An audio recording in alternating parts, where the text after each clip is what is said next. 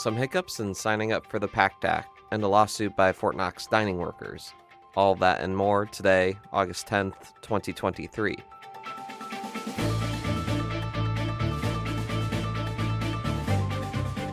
Good morning, early birds. I'm Zimone Perez, and this is the Early Bird Brief, produced by Defense News and Military Times. First up today, President Joe Biden is scheduled to speak later today about the anniversary of the signing of the PACT Act. The law extended healthcare and disability benefits to veterans exposed to toxic substances during their tours of service. Biden will speak at a Veterans Affairs hospital in Salt Lake City, Utah. Through yesterday, veterans who applied for benefits could be eligible for payments retroactive. However, on that deadline day, the high influx of interested applicants caused some technical issues. A Department of Veterans Affairs spokesman said about 18% of individuals who submitted their intent to file received a website error message on Tuesday.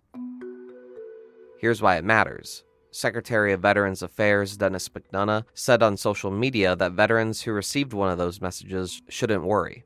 He said the VA has logged the intent to file and saved the effective date for benefits. But some lawmakers are still demanding answers as to what happened and want updates from the VA. Since the bill was signed into law, the VA has received nearly 686,000 disability claims under the PACT Act, processed almost 535,000, and approved more than 348,000. An important note, there is no deadline to apply for future claims. Veterans and survivors needed to file or submit an intent to file by Wednesday to be eligible to have their benefits backdated a year to when the bill was signed. Now going forward, applicants will only be eligible to receive payouts back to their date of filing. Another important story, the mother of a U.S. Navy sailor charged with spying for China encouraged him to cooperate with a Chinese intelligence officer. Yes, his mother. That's what prosecutors said in federal court this week. Assistant U.S. Attorney Fred Shepard said the mother told her son, Jinkao Wei, that it could help him get a job with the Chinese government someday. Shepard urged the judge not to release Wei ahead of his trial. Wei is one of two sailors based in California accused of providing sensitive military information to China. The cache of information includes details on wartime exercises, naval operations, and critical technical material. Prosecutors have not said whether the two were courted or paid by the same Chinese intelligence officer as part of a larger scheme. Both sailors have pleaded not guilty. The Justice Department charged 22-year-old Wei under an Espionage Act statute. Prosecutors said Wei was first approached by a Chinese intelligence officer in February 2022 while applying to become a naturalized U.S. citizen. Prosecutors said he provided the officer detailed information on the weapon systems and aircraft aboard the Essex and other amphibious assault ships. According to the indictment, Wei sent dozens of manuals containing technical and mechanical data about Navy ships. He also reportedly shared details about the number and training of Marines during an upcoming exercise.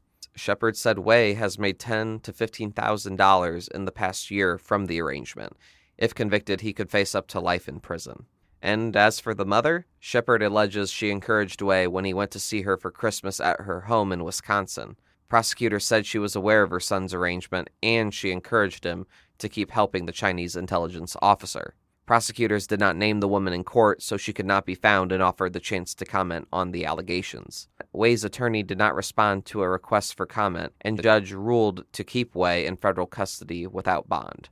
In other news, dining workers at Fort Knox in Kentucky are suing a government contractor over unpaid wages. For more on this, Military Times editorial fellow Jaime Morcarillo joins the episode today.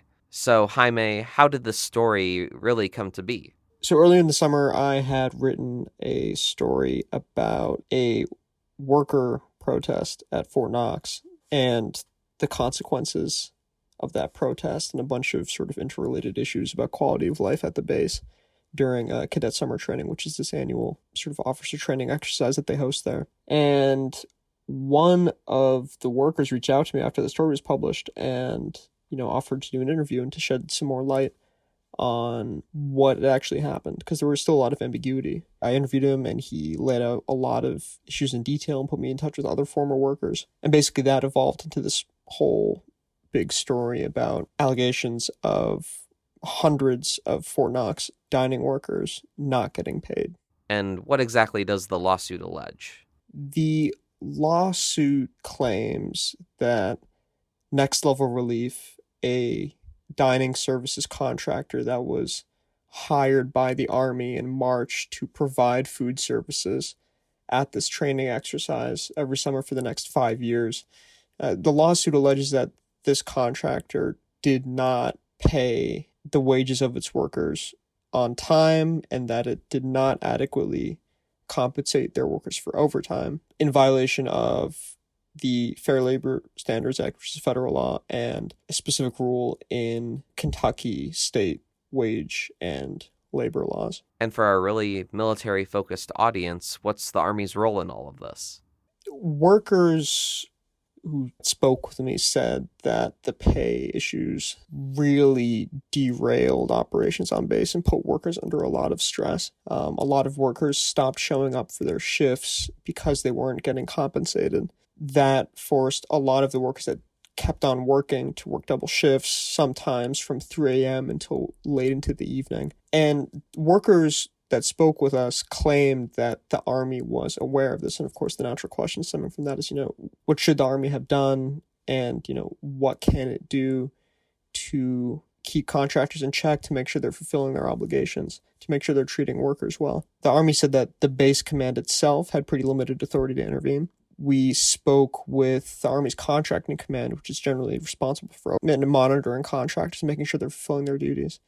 They told us that they'd issued some sort of non-compliance report and then, ended up terminating the contract on July 1st, which was roughly 2 months after it started. Experts basically corroborated that the Army really has sort of limited legal purview to kind of intervene in these things. They can try to pressure a contractor into addressing allegations of malfeasance by issuing reports. They can also terminate a contract at will if it feels like a contractor isn't doing its job. But in terms of actually investigating, there wasn't a whole lot they could do, according to experts that we spoke to. Thanks, Jaime. If you liked our conversation today, please like and follow us wherever you get your podcasts. Also on the radar for today, some changes are coming for the leadership of the Wounded Warrior Project. Retired Army Lieutenant General Michael Lennington will be retiring in early 2024 as CEO of the Wounded Warrior Project. A graduate of the United States Military Academy at West Point, Lennington served in the Army for 35 years before joining the National Veterans Nonprofit. Lennington has led the organization as it continues to grow its membership. Nearly 70 new members are added each day, and the organization does boast financial resources totaling $300 million. Prior to serving as head of the Wounded Warrior Project, Lennington was the first permanent director of the Defense POW MIA accounting agency at the Pentagon. The Wounded Warrior Project was founded in 2003 to serve post-9/11 service members and veterans. Since its founding, the organization says it has served more than 200,000 veterans and family members. And now, here's some other stories that we're hearing chirps about. The Air Force said this week it chose 17.4% of eligible senior airmen to move up the career ladder this year. It's the most competitive round of promotions to E4 since at least 1996, when 16.6% of senior airmen were picked to advance. CNN is reporting that a former leader of the U.S. Coast Guard covered up an explosive investigation 4 years ago into rapes and sexual assaults at the agency's academy. That's despite prior plans by top officials to come clean about the inquiry. In case you missed it, retired General James Lindsay recently died at the age of 90. Lindsay was the first commander of the then newly created U.S. Special Operations Command. And the Coast Guard has rescued 14 people who tried to escape a wildfire in Maui, Hawaii this week. Those who were rescued reportedly ran into the ocean to get away from the fire in smoky conditions. At least 6 people have died and 24 others have been injured.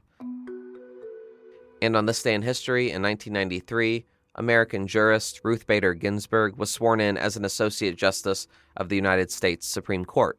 Ginsburg was only the second woman to serve on the court. She is buried beside her husband, an Army veteran, in Arlington National Cemetery.